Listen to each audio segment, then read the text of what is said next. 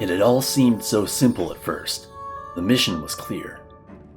"Go to the shipyards and fend off the Imperial aggressors," they said. Easy enough for stock ship. But it quickly became evident that those shipyards were lost. They had wandered off while unattended, and nobody knew where they were. He had to find them.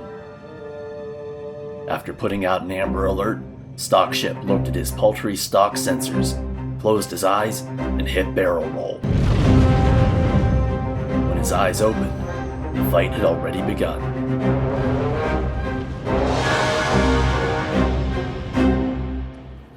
I'm Despon. And I'm Mika. And this is the first in a series of matches where I fly in a pure stock ship, which means no upgrades whatsoever, no changeouts to the crew members, nothing. This ship is exactly what you get when you first start playing GSF. You've already got actually 4 ships on your bar. So for people that might be a little bit confused, why do I only start with 2 ships when I roll a new character and fly GSF? We already have 2 ships bought at the time of this match. This was a few matches into stock ship's career. So I had purchased a Flashfire for 5,000 requisition. I start with a gunship.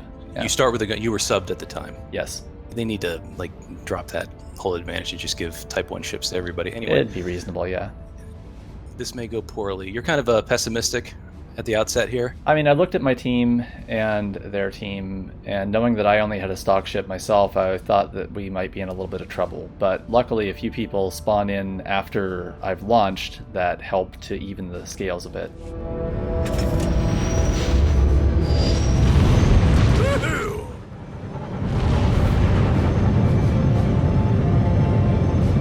So right here off the bat, we see that you switch to F3 for traveling and boosting. You start boosting and immediately hit barrel roll and booster recharge, which you get stock on this ship.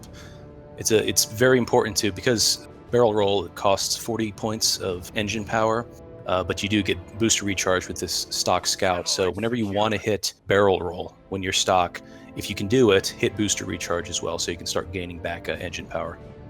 Yeah, engine power is precious, and it is very important to have as much as you possibly can at all times so that you can maneuver and get places that you need to be. Mm-hmm.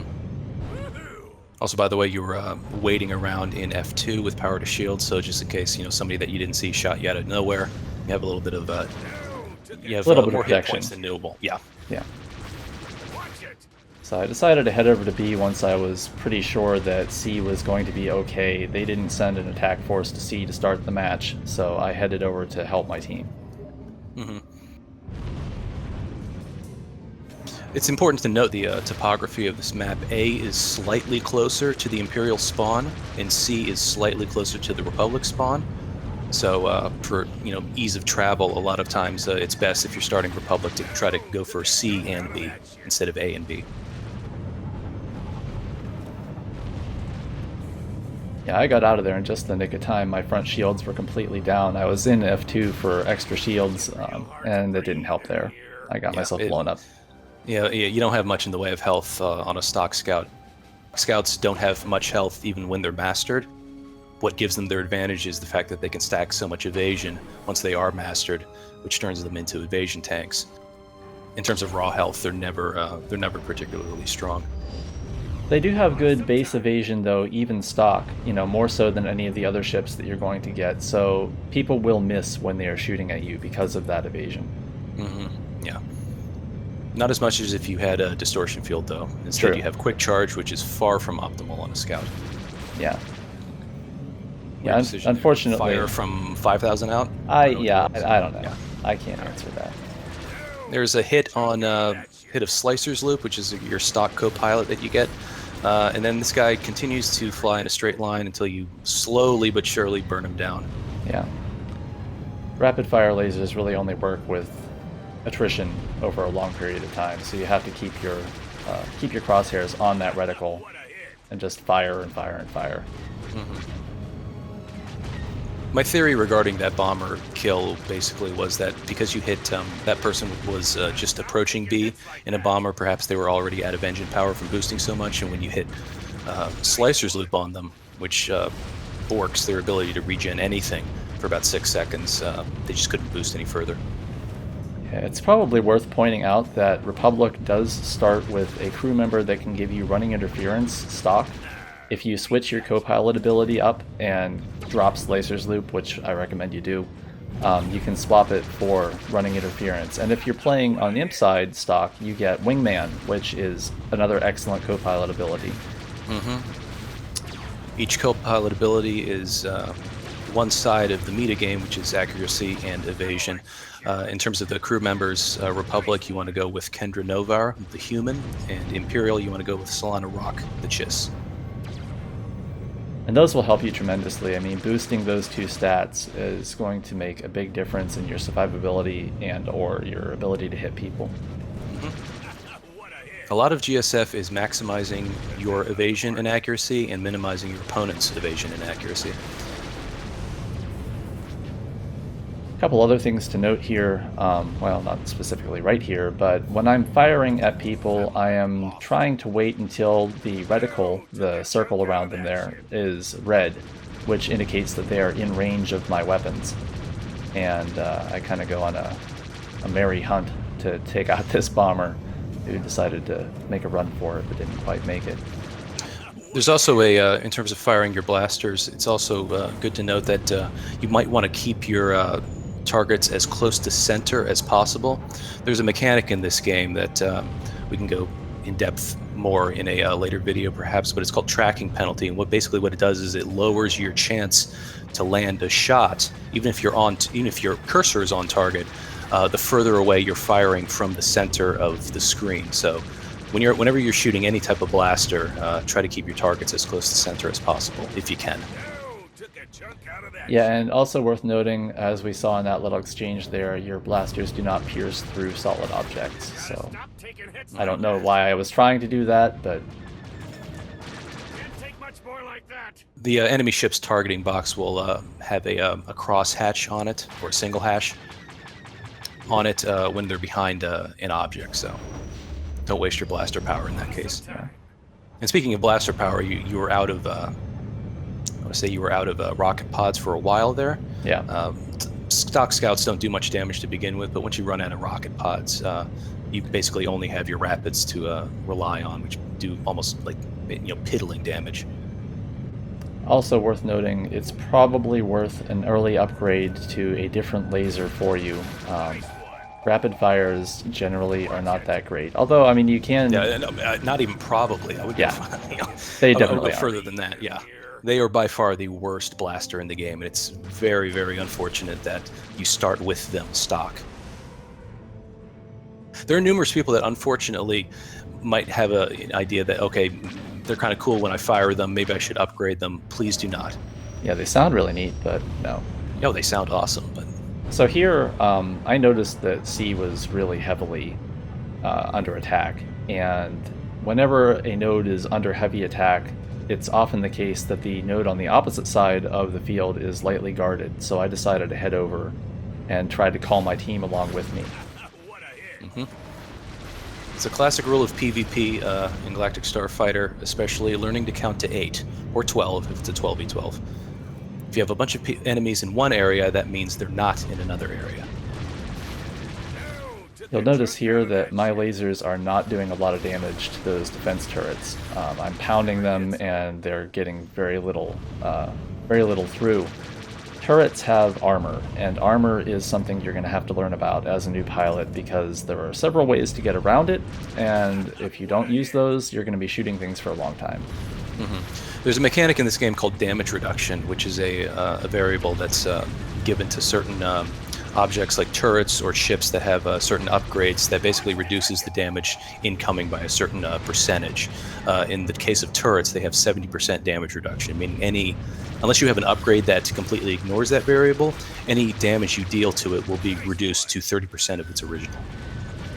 And one thing that you can do very early on if you are using your Type 1 Scout like I am in this match you can spend 1,000 ship requisition to upgrade your rocket pods to their first upgrade level, which gives you armor ignore, and that ignores the damage reduction for turrets, so you can much more quickly take out those turrets and other ships like bombers that have armor as one of their main defenses. Even if you don't have rocket pods, like running out of them, you only get 32 stock. It's important to note, just keep firing at targets. Even if you don't kill them, maybe you can get them to move. Definitely true. Another thing to notice here is that I'm trying to stay in the vicinity of the satellite so that it makes it much harder for the opposing team to capture that satellite completely, and if my team happens to get all of their guys on the satellite, we will capture it pretty quickly. You also happen to be getting a lot of help from a drone bomber, a Type 2 bomber that's giving you a repair drone, which is a big help. Yeah, that was huge. Unfortunately, I don't think that repair drone, no, it does not have ammo refill on it, so I was still stuck without rockets, and just have my blasters to go and try and take out this bomber. If you're getting shot at, maneuver. Like, try and move to get out of the way. Just do something, anything. Don't fly in a straight line. That's kind of one of the biggest mistakes that new pilots make, and you know, it's understandable. You've got a lot of stuff happening around you. It's hard to focus on that, but if you recognize that your shields are going down, try and get out of the way of whatever's shooting you. Mm-hmm. Well, part of it too is sometimes bloodlust. Maybe you're bearing down on someone and you want to wrap up the kill. It doesn't matter. Just move. Unless you're a very, very evasive pilot, just please do not attempt to, be a hero. Move and then re-engage at a later time. I mean, I fall prey to that a couple times in this match, I think, where I'm hoping that my rapid fires will get that last hit in before they're able to hit me, and I'm pretty sure I die once or twice like that in here. Maybe that just happens to me on a regular basis enough that I'm remembering it from other matches too. Good approach on that gunship just a few seconds ago, approaching it from an odd angle. When assaulting a gunship, scouts are very, very good for de-roosting gunships and taking them out, but please do not rush them head on, especially when you're stock. Try and come at them from an odd angle from the side, especially from behind or from the top. You'll see in your targeting computer which direction in relation to you that they're facing, so try not to hit them, from their 12 o'clock. Yeah, that's what got me in the very first moment of this match was I just flew right at him. Because I was kind of used to having a little more power behind my weapons, and I thought I could quickly take him out, but not the case in a stock ship. But you can still, as we've seen, do quite a bit of damage, even with the very stock weapons. In terms of target priority, when you're stock or just in general low requisition or still learning, it's best to pick on low hit point targets or just overall weak targets that it may have been hit with ion or suffering from a lack of shields. Like in this case, Caesar here is trying to assault a turret and is having trouble taking it out. So what Des here is he comes from behind and he and the turret basically sandwich it and take it out. And I'll just point out that Caesar actually had a pretty good idea there, because A was not defended, and I noticed that. I noticed the satellite flashing up on my indicator on the top of the screen, and I figured I better get over there before he was able to capture the satellite, and luckily did. And right there, I should not have attacked that bomber head on, but the reason I did that was because I was out of rockets, and I knew that I could get a reload by respawning, and I make use of those rockets here. No, took a chunk out of that ship. Yeah, you respawned at the same node that you were defending, basically. Yeah. It's best to know where to spawn. Basically, you have a choice between, at this point, two separate spawn points, so know which one to spawn at, because when you're stock, even in a scout or with a low requisition, you don't have the mobility to rectify being in the wrong place at the wrong time. Defense network fully powered and under control. Good work, Squadron. Now watch those imps run. So right here, you stock, but you top the board in kills. 11 kills, 17 assists, 55,000 damage. Really good shooting, even though you're using RFL and pods. 36% is actually quite good. One of the big things you want to focus on when you're first starting out with Starfighter is how to hit targets, how to line them up, how to use your mouse. I know that, as SWTOR players, you're more accustomed to MMOs and just general adventure games where you don't have to use your mouse all that much to line up difficult shots. That's more a quality that you'll find in first-person shooters and games like that. I would focus on, first of all, surviving and then shooting and lining up targets, because if you can't hit targets, you won't be able to really contribute to your team in any sort of offensive capacity, and the best you'll be able to do is maybe hold nodes and stay behind. And speaking of contributing, medals are a big thing these days because they're directly applicable to the command experience points system. And despite being in a pure stock Type 1 scout in this match, I racked up 15 medals. And you can take a look at the list of medals here to see everything that I managed to do. And this isn't because I'm awesome or something. I was doing a lot of things to help my team, and medals are awarded, luckily, for doing just that, for tasks that are going to be helping your team. So if you're hitting people and you're landing some shots on them and you're hanging around the nodes that your team is trying to capture and the nodes that your team is trying to defend, you're going to pick up medals. And that's going to help you out in both the ground game now and in GSF. Oh, one easy tip. Group up, please. You have teammates. Group queuing is a thing in this game, just like it is a thing in ground PvP. If you find a good, talented player who's open to grouping with other people, and there are a lot of them, especially the super active servers like Harbinger or Red Eclipse, by and large, the GSF community is very, very friendly. Yeah. And they're willing to help people that are new to the game. In fact, a lot of us get kind of excited when we find someone who's new and wants to learn.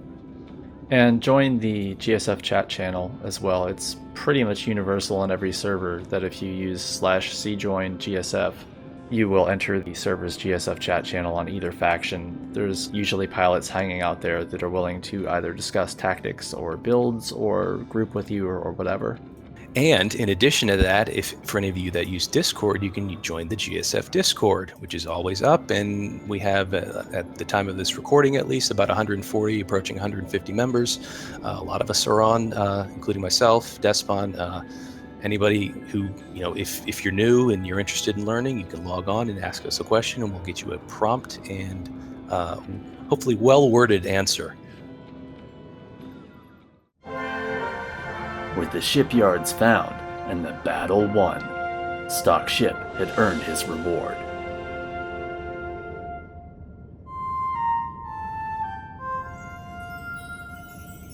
Until next time.